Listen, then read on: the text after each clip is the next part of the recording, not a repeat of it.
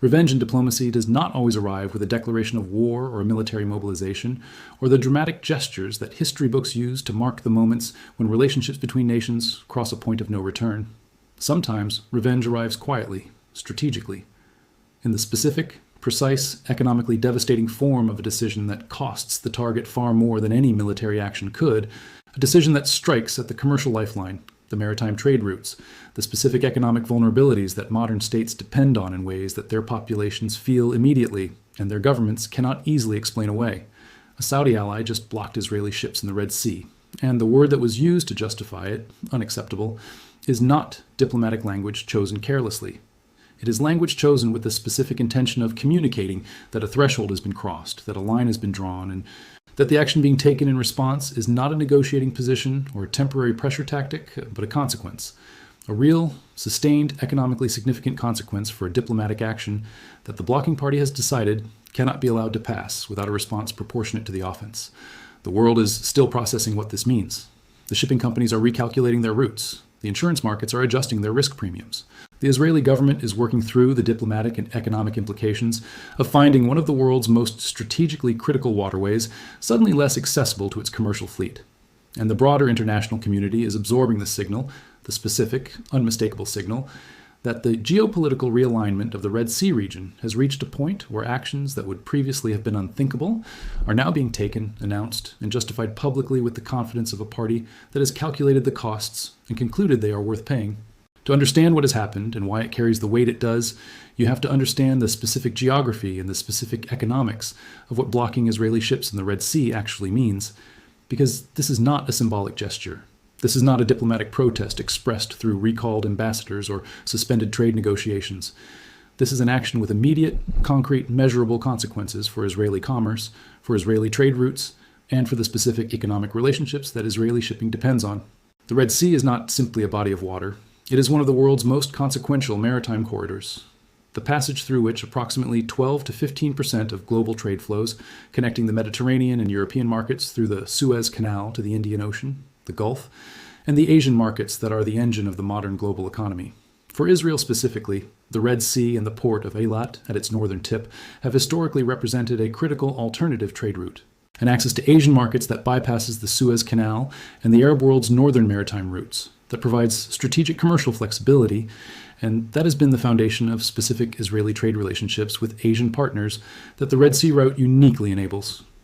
Blocking Israeli ships in the Red Sea is therefore not a symbolic inconvenience. It is an economic strike of the first order, one that increases Israeli shipping costs, extends transit times, forces rerouting through more expensive and more time-consuming alternative passages, and sends a signal to every commercial partner of Israel that uses Red Sea routes that the maritime security environment for Israeli-flagged and Israeli-linked vessels in this waterway has fundamentally changed. Who is the Saudi ally that has done this? And what is the specific diplomatic action that was deemed so unacceptable that this response was determined to be justified? The blocking party is a Red Sea littoral state whose relationship with Saudi Arabia has been one of the defining features of its strategic positioning. A state whose geographic position gives it the specific capability to affect maritime traffic through the southern approaches to the Red Sea and the Bab el-Mandeb Strait that connects the Red Sea to the Gulf of Aden and the broader Indian Ocean. The specific mechanism of the blockage, whether through formal port closure to Israeli vessels, through the denial of passage rights in territorial waters, through coordinated action with other regional actors to create practical barriers to Israeli maritime transit, is being implemented with the legal and operational precision of a party that has prepared this action rather than improvised it. The diplomatic action that triggered the response, the action characterized as unacceptable, involves the specific intersection of Israeli policy and the interests of the blocking party's population. Government and strategic relationship with Saudi Arabia that has become increasingly sensitive in the context of the Gaza conflict, the broader regional tensions, and the specific evolution of Israeli diplomatic posture toward the Gulf states and their allies. Israel's diplomatic relationship with the Gulf and Red Sea region has been in a state of acute tension since the Gaza conflict began. The normalization trajectory that was developing through the Abraham Accords and through the prospect of Saudi-Israeli normalization has been severely disrupted by the conduct of the Gaza operation, and by the specific ways in which that conduct has been perceived across the Arab and Muslim world as incompatible with the kind of relationship that normalization was supposed to represent. The specific diplomatic action that triggered this response is the latest and most provocative expression of an Israeli posture that the blocking party has been warning through multiple channels and with increasing urgency would produce exactly this kind of consequence if it continued. Now let's understand why Saudi Arabia's specific relationship with the blocking party is what gives this action its full weight. Because this is not a small regional actor taking unilateral action against Israel in isolation. This is a Saudi ally, a state whose relationship with Riyadh is embedded in the specific security and economic architecture that MBS has been constructing across the Red Sea region as part of the broader Saudi strategic reorientation that has been documented throughout this series of analyses. Saudi Arabia's engagement with Red Sea security has been one of the most significant and least publicly discussed dimensions of MBS's strategic project. The Red Sea is to Saudi Arabia's western flank what the Persian Gulf is to its eastern flank, a maritime environment whose security is directly relevant to Saudi economic and strategic interests, and whose management has been increasingly a Saudi priority, as the kingdom's geopolitical ambitions have expanded beyond the Gulf itself. The ports on the Saudi Red Sea coast, Jeddah, Yanbu, the NEOM development that is being built along the Gulf of Aqaba, are directly affected by Red Sea security dynamics in ways that give Saudi Arabia a concrete interest in who has access to this waterway, and on what terms. MBS's cultivation of relationships with Red Sea littoral states, including the specific state that has just blocked Israeli ships, has been a deliberate strategic investment in exactly the kind of regional influence that this moment is now deploying. The ability of a Saudi ally to take a significant action against Israeli maritime interests in the Red Sea is not an accident of geography. It is the product of the specific relationship building, the specific security cooperation, and the specific economic investments that Saudi Arabia has made in Red Sea partner states. Investments that have created the kind of dependency and alignment that gives Riyadh the ability to shape the behavior of these states in ways that serve Saudi strategic interests.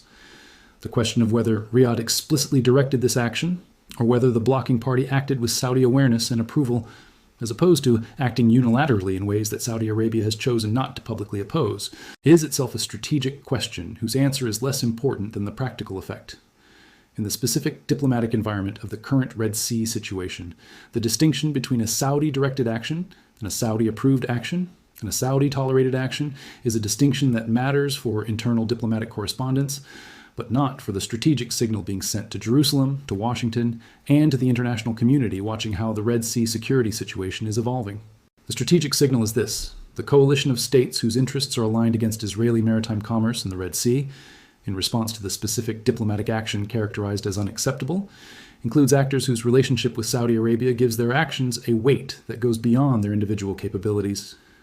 Israel is not simply dealing with a single small state's decision to block its ships. It is dealing with the expression of a Saudi-organized regional posture that reflects the specific evolution of Gulf and Red Sea strategic alignment in the post-Abraham Accords, post-Gaza conflict environment. Israel's response to this development has involved the specific combination of public communication and private diplomatic engagement that characterizes its management of maritime security threats in the Red Sea. The public communication emphasizes the illegality of blocking commercial shipping under international maritime law, the specific threats to freedom of navigation that actions of this kind represent, and the Israeli government's determination to protect its commercial maritime interests through whatever means are available and appropriate. The private diplomatic engagement involves multiple simultaneous tracks: direct communication with the blocking party through whatever channels remain operative, engagement with Saudi Arabia through the specific back-channel relationships that Israeli and Saudi intelligence and diplomatic services have maintained despite the formal absence of normalization, and consultation with the United States about what support Washington is prepared to provide to Israeli maritime security in the current environment. The American response to what has happened in the Red Sea is being worked through in the context of multiple simultaneous priorities that are making a clean and unambiguous American position difficult to formulate. The United States has a commitment to freedom of navigation that is one of its most consistent and most broadly applied foreign policy principles, applied against Iranian harassment of Gulf shipping, against Chinese assertiveness in the South China Sea, against Houthi attacks on Red Sea commercial traffic. That principle would appear to argue for a clear American stance against the blocking of Israeli ships. But the American relationship with Saudi Arabia, and specifically MBS's strategic evolution that the previous analyses have documented in detail, is in a moment of acute complexity that makes a clear American stance against a Saudi ally's action in the Red Sea diplomatically expensive in ways that compound the existing strains in the American-Saudi relationship. Washington is simultaneously seeking to manage Saudi Arabia's non-dollar oil pricing trajectory, its Pakistani military partnership, its Chinese financial relationships, and the broader MBS strategic independence project, all while trying to maintain sufficient influence over Saudi behavior to prevent the worst-case scenarios in each of these domains. Adding a public American confrontation with a Saudi ally over Red Sea maritime access for Israeli ships to this already complex management task is not something that the American diplomatic establishment is approaching with enthusiasm. The result is the specific kind of managed ambiguity. Statements supporting freedom of navigation in principle, private engagements seeking to understand the specific circumstances, and deliberate avoidance of the kind of unambiguous public stance that would force a clean diplomatic confrontation that American foreign policy adopts when its principles and its interests are in direct tension. For Israel, the ambiguity of the American response is itself a significant development. One of the foundational assumptions of Israeli strategic planning has been that American commitment to Israeli security and Israeli economic interests is a reliable constraint on the behavior of American partners and allies, that states whose relationships with Washington depend on American goodwill will calibrate their hostile actions toward Israel within bounds that American diplomatic pressure enforces. The specific situation in the Red Sea is testing that assumption in ways that the outcome will either validate or fundamentally revise. The broader implications of what has happened for the regional strategic architecture deserve the examination that their significance demands. The blocking of Israeli ships in the Red Sea is not happening in isolation. It is one development within a broader pattern of regional realignment that the previous analyses have documented from multiple directions.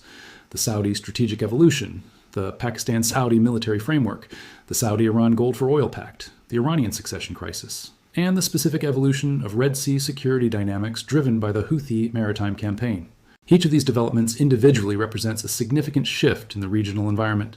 Together, they represent something more fundamental: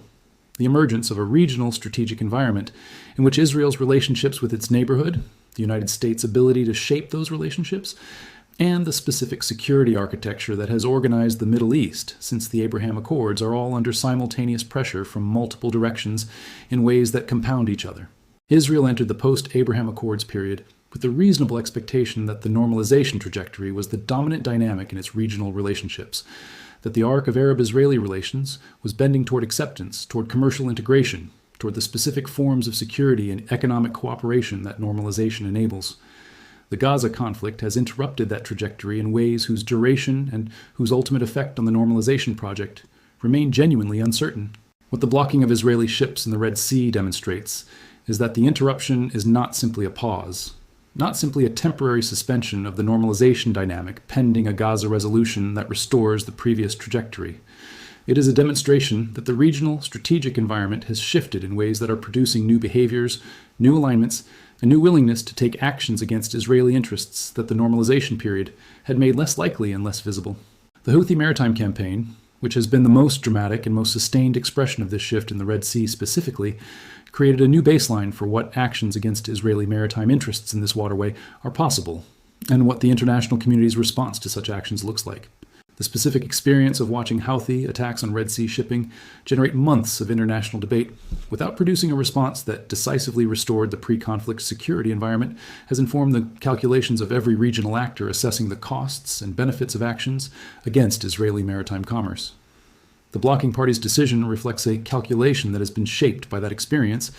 a calculation that the international community's response to aggressive action against Israeli maritime interests in the Red Sea is manageable, that the economic and diplomatic costs of the action are lower than the political costs of continuing to absorb the specific diplomatic provocation that was characterized as unacceptable,